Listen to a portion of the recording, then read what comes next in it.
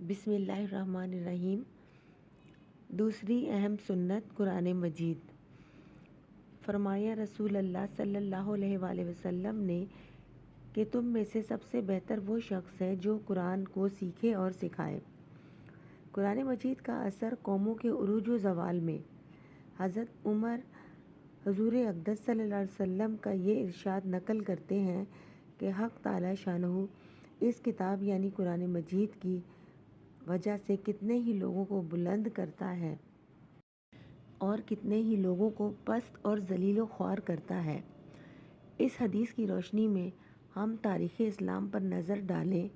جب تک قرآن مجید کو سیکھتے سکھاتے رہے اور عمل کرتے رہے، اس وقت تک بڑی سے بڑی حکومتیں ایران، روم ان کے قدموں میں گری رہیں، اور جیسے جیسے قرآن مجید کو بھولتے گئے یہ ذلیل و پست اور خوار ہوتے رہے۔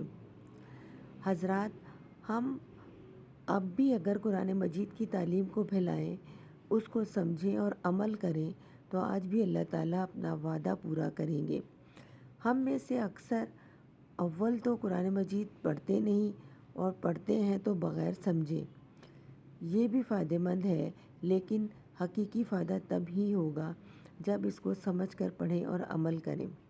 اللہ تعالیٰ خود ارشاد فرماتے ہیں، ہم نے قرآن مجید عربی میں اس لیے اتارا تاکہ تم سمجھو۔